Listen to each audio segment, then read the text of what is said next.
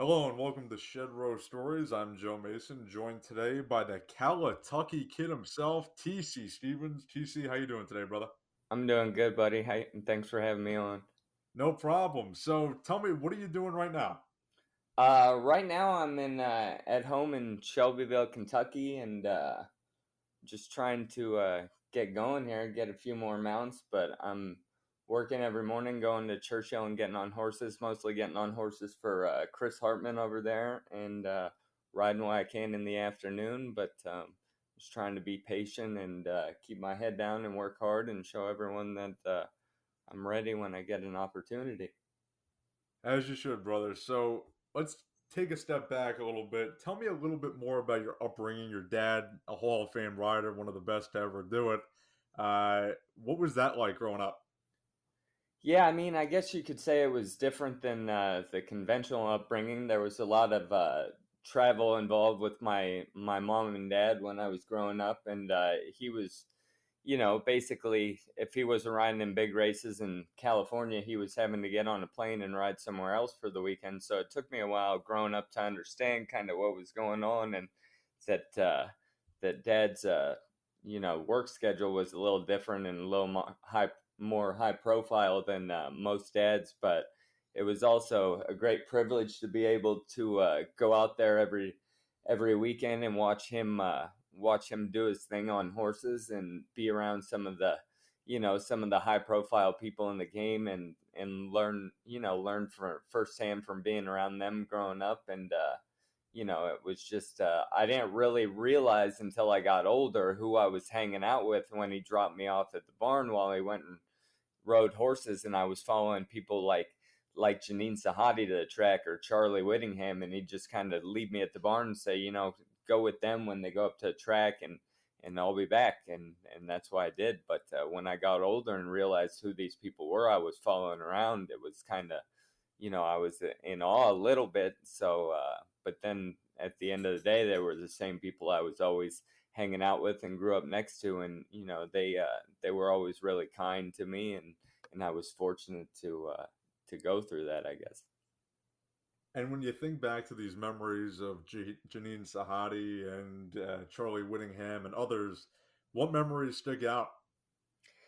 One funny thing is my wife always tells me whenever we're going somewhere that I'm always a very fast walker. And I tell her when I was 5, 6 years old and I was following these people to the track, I learned to walk fast because they were twice my size.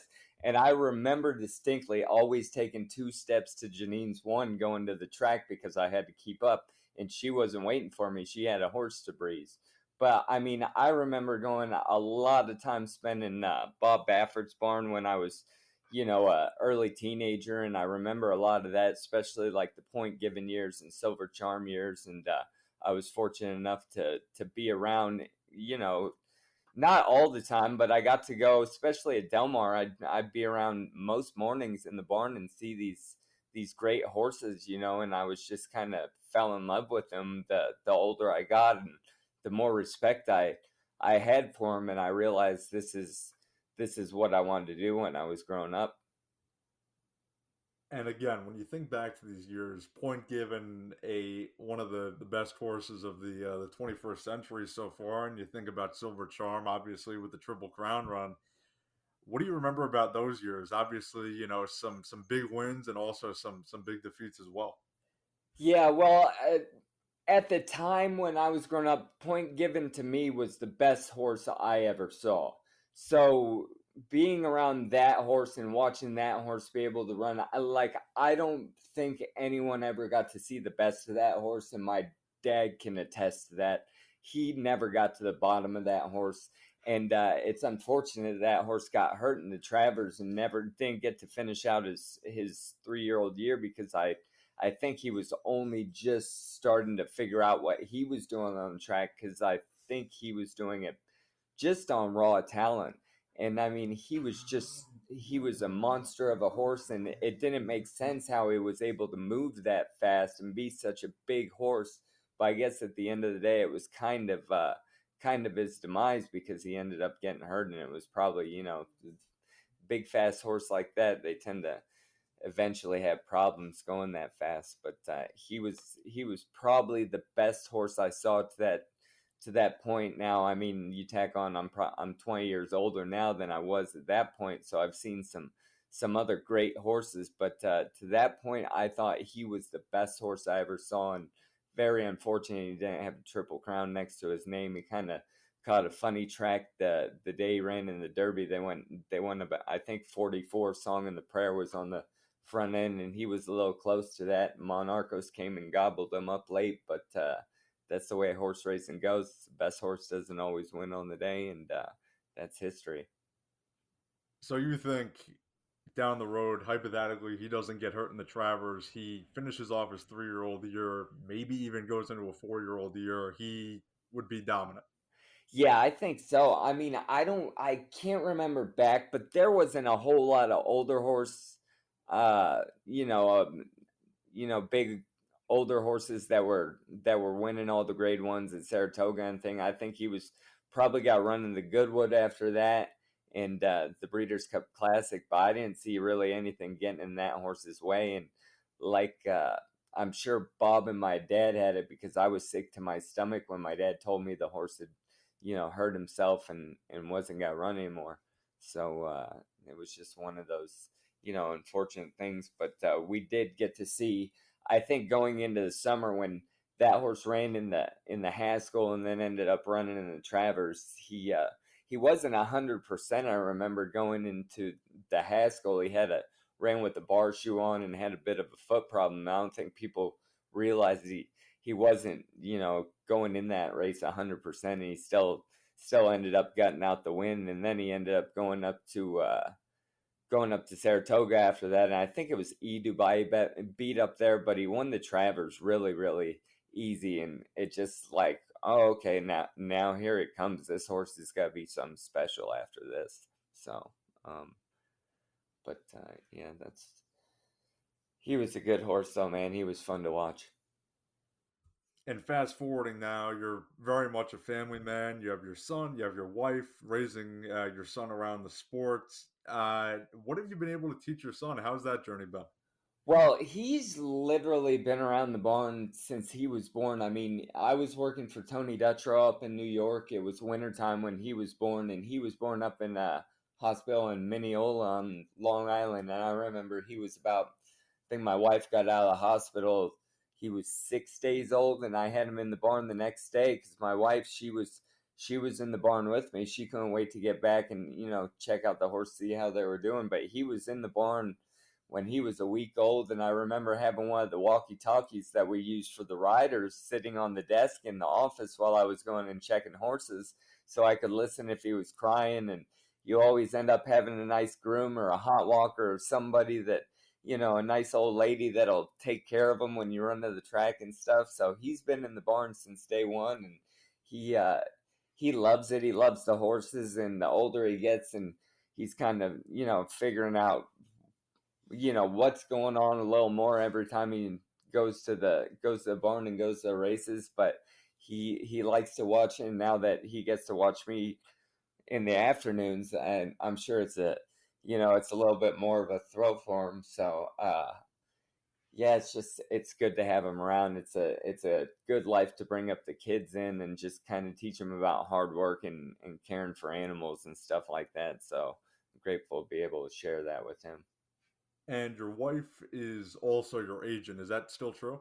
Yeah, she's still booking mounts for me. She also has a full-time job. She works for the Farrier distributorship here up in uh, up in Shelbyville, and she does that full time. But she also books my mounts for me, and I do a lot of it myself. I've got horses I get on in the morning, and the ones I'm riding in the afternoon. I kind of keep touch with those trainers and just try and build my business a little bit. But I've also got to earn a paycheck for my family, and until I can make enough money as a jockey full time, I've still got to ride some horses in the morning and get that paycheck coming home. So that's what I do. And when I have time, I go around and try and get on horses for other people. But like I said, I'm just trying to build things up and stay patient and not get frustrated and get things moving in the right direction. But I feel like over the last few weeks. I've ridden some live horses at Ellis Park in Indiana. I rode a nice filly up there for a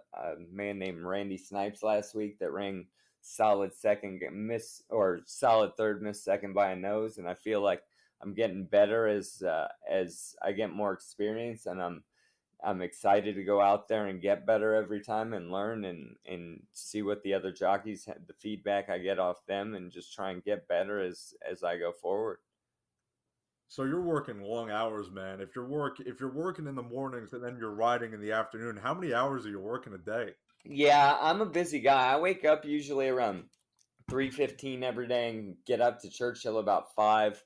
Get on my first horse around 5:30, and workouts go until 9. Usually in the summertime, everyone tries to get done a little earlier because the heat's coming in. So I'm usually riding till about 9 o'clock, and then right now it's either Ellis or Belterra or Indiana. So you've got a 2-hour drive in front of you, and so go ride, and then you get home late. But I really do love it, and I wouldn't have it any other way. I can't wait. I'm looking forward to every time I get to get in the car and make that drive and go ride those horses. So yeah, it's just it's a blessing, and you can ask my wife. I'm not good with downtime, anyways. If I have a day off, I'm usually up bothering her at 6 in the morning, vacuuming or anything. So it's a blessing for her to keep me busy and out of the house. So I love it, and I really do love what I do, and I love being on horses. And if I could ride all day, I would, and hopefully one day that'll be the case.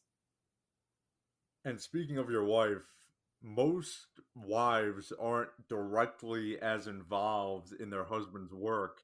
What's that dynamic like when you get home and you do you talk about work, or do you just kind of let it all go and then move on to the next day? Yeah, no, I mean, I met my wife when I worked at Ashford. I worked down for Coolmore at Ashford Stud in Lexington when I first moved to Kentucky, and that's where I started my career pretty much in the horse business.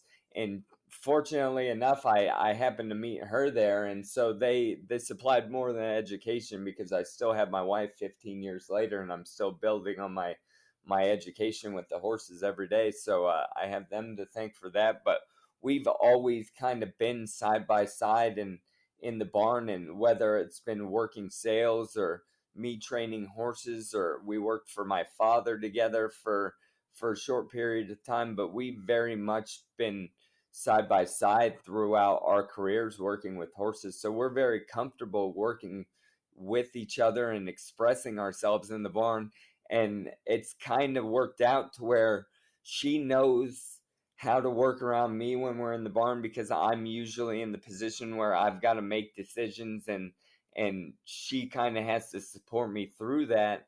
And now it's come to a point where I'm riding and I'm going through this, and she has to support me through this, which she does, and I'm grateful to have that. But as soon as we get away from the track or horses and get home, she's very much the boss, and she handles everything from bills to the house when I'm been away for the winter, to putting my kid on the bus in the morning. So she handles such a great deal of things for our family that when she talks, I listen, and I'm lucky that she allows me the time when we're around horses to kind of feel like I'm in charge. But I know when it comes down to it that she's in charge there too. So, yeah, we somehow make it work, but we always usually tend to be around horses. Our vacations we go to horse races around and things like that. So I mean, the horses have always been deeply, ingrained in our family, and ever since we've met, it's been very much the same way. So I'm grateful to have a person like her that loves horses as much as I do and understands what I'm doing and trying to do.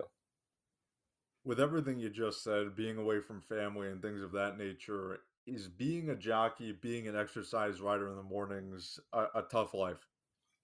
It's not easy, but I wouldn't trade it for anything. But yes, it is it is a demanding job from the hours. Even though even when before I started riding race in the afternoon, I mean, you could ask anyone, I'm very committed to my job and my horses. I don't like being away from them, and a lot of people feel the same way, and it's a sickness.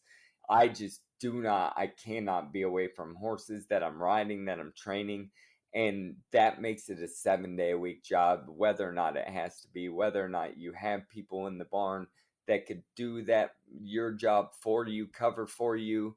You want to be there. You want to make sure everything's going right. You want to make sure that you're putting your touch on everything. So it is a demanding job, and it keeps you from doing a lot of things that normal people get to do, birthdays, weddings, things like that, that you can't necessarily travel for, family, family events and things like that. But it is, fortunately, a lot of my family is also in the same business, so everyone kind of understands, and we all kind of try and do our best. But it does take a lot of your time and a lot of your life. But like I said, most people doing it, they love it more than anything, and that's why they do it.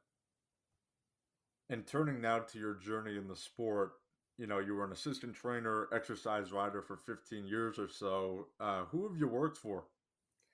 I mean, it's a pretty good list. I've worked for, I was assistant for a couple years in New York for Tony Dutrow. I was also an assistant for about a year for Chad Brown up there in New York. I've galloped horses for Keir McLaughlin, Michelle Nevin, Rudy Rodriguez, um, Cherie DeVoe.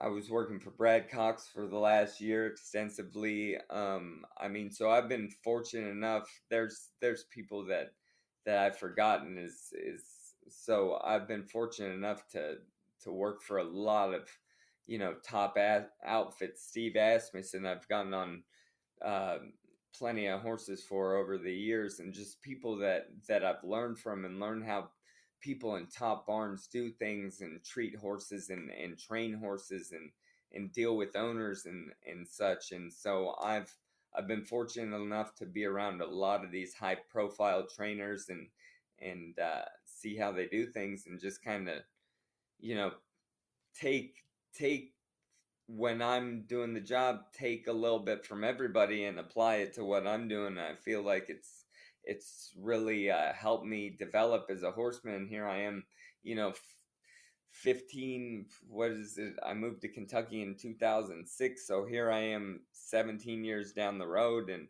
I feel like I've got a pretty good foundation of horse racing, and I know that I'm nowhere near where I will be in 20 years. Hopefully, if I could just continue on the path that I'm going. Where do you see yourself in 20 years? Hmm. I don't know where I see myself in 20 minutes. So 20 years is a very hypothetical question. I mean, I'd like to get better as a jockey and eventually start winning races. I'm still looking for that elusive first victory. I feel like I'm getting closer, but I can see myself, getting better to where eventually I can be a full time jockey, where that's what I'm doing, and kind of focus more so on that than having to also support my family by being an exercise rider. So I'd really, really like to do that for the foreseeable future.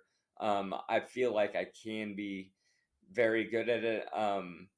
My wife's given me a lot of confidence. She's kind of, as I've done this and I've continued to get better, she's pointed out that everything I've done since I've gotten into horses, whether it been working with horses, training horses, handling horses at the sales, becoming an exercise rider, has been an initial struggle.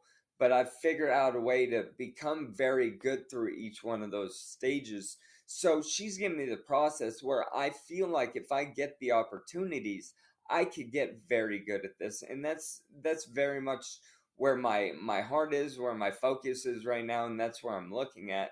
So 20 years down the road, hopefully I'm talking about how I decided to become a jockey when I was 38, and it was the best decision I ever made. And you got a ton of tattoos. You got tattoos on your chest, your stomach, your abdomen, fingers, legs. What do they mean? I do like tattoos, but yeah, I've got plenty of them. I kind of started getting them. I got some when I was younger. I've gotten more as I've gotten older, and I try and get ones that kind of mean something to me. I don't just walk in there and pick out pictures. They all mean a little something. I have a picture of my son on my arm that is a picture from a close friend of ours' wedding. He was the ring bearer, and it's a picture of him running down the aisle towards my friend standing there waiting for the ring. So that's probably my most special tattoo. I have, I have my wife's initials on my stomach with some wings and my son and my wedding date. I have the state of California on my side because I'll always be a California kid. I grew up there until I was 20 years old and I still very much feel and act like a kid from California. So that's kind of what that is. I've got my Boston Terrier that I had for 15 years that was my best friend. I've got him on my side.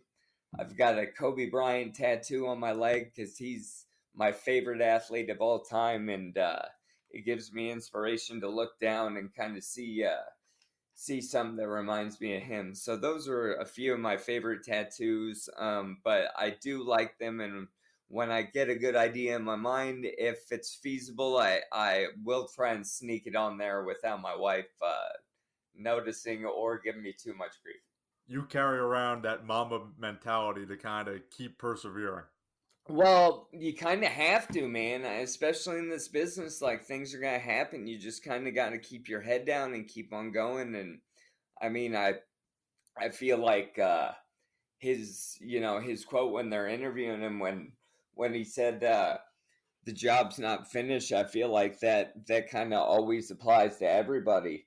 And he had so many inspirational quotes, but they weren't just quotes because he did it and he kind of walked the walk that he was talking. And it's it for me it's just it gives me something to look up to and look at, and he'll always be my favorite athlete. And yeah, he's special enough to me that I put something for him on my body, so that should tell you enough.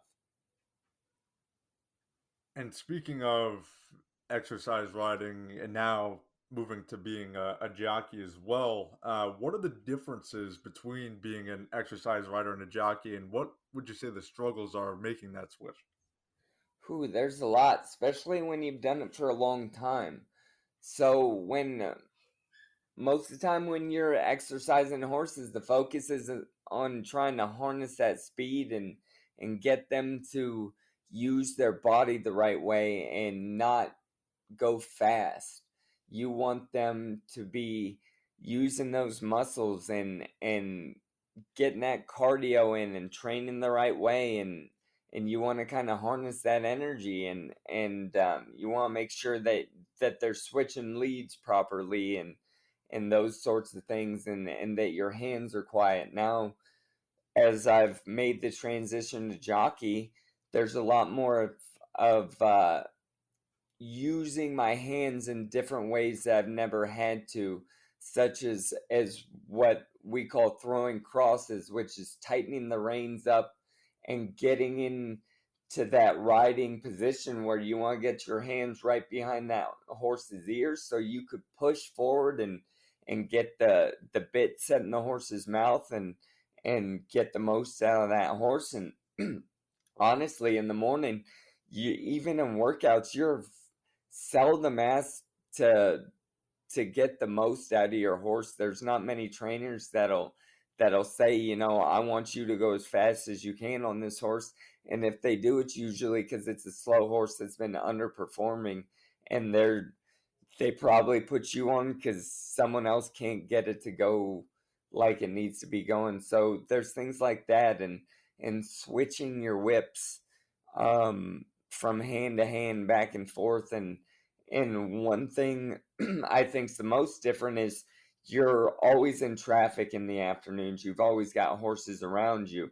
And in the morning, when things are ideal, you don't necessarily want horses around you, and when you've got a horse alone, it's kind of ideal because you could do what you need to do with that horse. Now in the afternoon, you've got a horse in front of you, behind you, and if not on both sides, a horse on one side and a rail, or vice versa. And so there's it's very, very different. And then you've got the endurance aspect of it, where you've got to get that horse to go fast after you've been holding it, and it is a very physically demanding job in the afternoon. And in the morning, it is very demanding also. But I mean, you would never understand unless you did it how physically demanding it is to ride a horse in a horse race. And I'd like to turn to your Twitter account. Most riders aren't as vocal on social media about their struggles. Why do you find it important to let people know what's on your mind? Because I like to talk. I've kind of always been that way, sometimes for better or worse. I try and say the right things. I don't always, but I do always try and be honest. And you know, I'm a very fortunate person, and I've got most of the things I need. But sometimes life can get you down, and sometimes you can get help from very unlikely places. And I've found that sometimes when you reach out when you're not feeling your best on place like social media, sometimes that someone that you didn't have access to or wouldn't necessarily have reached out to might reach out to you and say something or be able to do something that can help you get back on track and move in the right direction. And you officially decided to chase this dream, at least you announced it on social media in March. Come the end of March, as you were mentioning, opening up on social media, you write, "I quit. I am embarking. My wife, my son, myself have had enough. I'm broken and I've had enough. I borrowed thousands of dollars to chase a dream that no one has believed besides my wife, and I can't continue to put myself in financial ruin and risk losing my family." My question to you would be, was this your lowest point? I was pretty low, but you gotta understand that at that point, man, I'd been away from my family for about 6 months. I was down in New Orleans. I was working for Brad. I'd gone to Lafayette trying to be a full-time rider, trying to get on horses, and it did not work. I mean, I showed up there ready to get on horses, and I could not find horses to get on. And not just in the afternoon, I couldn't get on horses in the morning just to ride. And I was very frustrated. I was very depressed. If I'm not getting on horses in the morning, I'm not happy. I need that in my life, and I didn't have that. um I had, I was uh I was struggling, financially to pay bills, and it was taking a toll on me. And to continue to do that to myself and my family, it was hard. And I really just kind of needed to vent, and I did. And whether or not I should have or I did it in the right place, I did. And from that was actually some good, because I did have some people that I did not know reach out to me and offer me help in various aspects of my life and my career. And I've actually, kind of developed friendships with a couple of those people, where they're people I talk to almost every day. And I've had one guy reach out to me who's let me ride his horses in the afternoon. And things like that wouldn't have happened if I wouldn't have reached out like that and made myself vulnerable. So I mean, was it a little aggressive? Maybe, perhaps. Did I kind of, was it in the moment that I said those things? Was it exactly how I felt? No, but I needed to reach out, and that's how I did it. And I really have intention of quitting everything? No, probably not. But that's how I felt in the moment. And like I said, I'm an emotional person, and sometimes those emotions will come out, and it's not always for the best, but that's me, for better or worse. That's what you get. And I appreciate you being vulnerable on our program because, not a lot of people have the ability to open up like that. So I very much appreciate that. An individual says to you, starting out as a new jockey, you got to get used to riding the slow ones. No one jumps in and gets top mounts. To which you replied, riding slow ones was not the issue. It was very clear to the start that I was an unwanted outsider. What do you mean by that? I mean, I couldn't couldn't find horses to get on. I was there every morning, early before everyone, walking the barns, trying to get on horses, trying to make something happen. If not to breeze, to just to ride horses. And no one put me on horses, and it wasn't for lack of trying. And the only thing I could figure out, I told my wife, I said, I've I've ridden some of the best horses in the country for as long as I can remember, and if these people won't let me ride them in the morning, it's not because I'm not good enough to ride them. It's because they don't want me to ride them. And I realized that I mean, maybe if I stuck around, it would have happened, but at that stage, I was really struggling, not doing anything, and I couldn't afford to sit around and hope that things were gonna happen. Now, I had people when I left, you know, call me and say, why'd you leave? I had was gonna this or that, but I mean, when you're sitting there and you've got nothing to do, and you're watching everybody else ride horses, and you feel like you could ride horses at the very least as good as most of them. I mean, I know they've got some very good riders down there, and I'm not trying to knock anybody, but I do feel like I deserved an opportunity to show that I could ride, and I didn't get that. So that it hurt a little bit. So, but it is the way it is, and sometimes you gotta go places that you're not gonna catch on, and you just gotta keep on keeping on, as Joe Dirt said. So, in a sense, how do you keep a positive mindset when you're w- working your hardest you can? You're believing in yourself. Your wife is on your side, believing in you as well, but nobody's giving you any opportunities. How do you kind of keep a positive mindset despite all that negativity? Um, Yeah, it's just, I mean, pretty much my support group I have around me.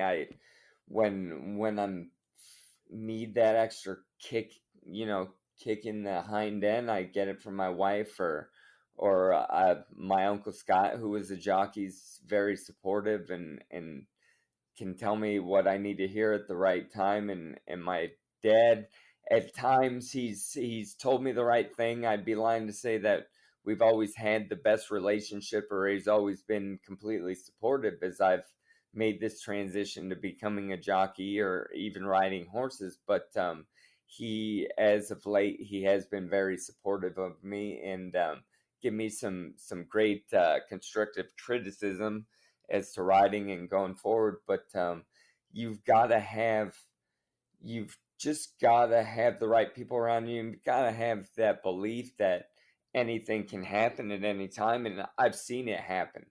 So I know that it could happen. And all I've got to do is hang in there, and just do what I can do. Show up, do my job, get on my horses, let people see that I'm working hard, and that I'm ready if I get an opportunity. But I've seen people in this job, they don't show up for a breeze, or they get sick, which happens, and they can't work a horse or ride a horse, or unfortunately they get hurt. It's part of the business. Some days we have accidents and we're not able to fulfill our commitments and someone else steps in that spot.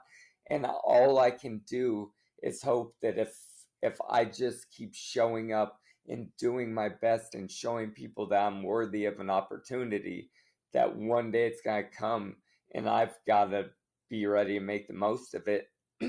And I've started to get a few of those opportunities where I've got some horses where when they run, I'm going to be live. And it's a nice feeling when you have a horse on the overnight that you know is going to be competitive and that you're actually going to have a chance to win that race or actually be involved in that race late. It's a good feeling, and it's started to happen for me a little more as of late, and I'm very positive going forward that it could happen more. And when I've been afforded these opportunities, I feel like I've done well in most of the cases. Some cases I've made some mistakes that I felt like I've tried to learn from very quickly and understand that those are going to happen. And the best things that I can do going forward is learn my lesson, see what I did wrong, make sure that I know how not to do it again going forward, and forget it as fast as I can because it's not going to help me to keep thinking about a mistake that I made that cost me something in the past. And TC, when down the line, 10 years, 5 years down the line, when people are conversing at the track, whether it be fans, whether it be trainers, whether it be owners, when people talk about TC Stevens, what do you hope comes to mind? I mean that I was a good horseman. I hope that's first and foremost. I mean, at the end of the day, whatever I'm doing, I try and do my best. Um, and I feel like one aspect of this business, being able to do one aspect or one job well, helps you do another one well. And I feel like I can do a lot of different jobs in this business very well, and I feel like that that's part of my gift or my blessing, is that I've been able to kind of do different things and not just do them, but do them very well. I've been assistant for some top people. I've ridden top horses for top people. I'm trying to ride with top riders. So I want I want to be known first and foremost as a good horseman.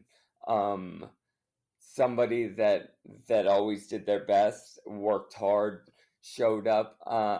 Things that I feel like people know about me already, I would like to just ingrain it further in them that this is like everybody else that has done this job. I just want to do it as good as I can, not necessarily for the accolades that come with it, but just because it gives me a great sense of enjoyment to see a horse run fast, no matter if I'm on it or training it or putting the bandages on it. I just like fast horses. And TC, before we let you go, what can we expect from you in the future? Um, just trying to get better, man. Trying to ride more. Hopefully, I could get some more mounts. I've got a ride coming up here at Belterra and finish out the summer. Hopefully, get a little bit more action in Indiana and Ellis. But I want to try and ride more. I want to get more opportunities. Um, and that's pretty much it. I just want to show up in the program more and get more experience and hopefully get better and get some opportunity to ride some better horses.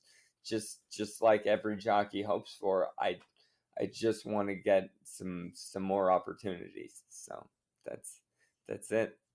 TC, appreciate the time. Thanks so much for joining us. Hey Joe, thanks a lot for having me on. It's been a pleasure, my man.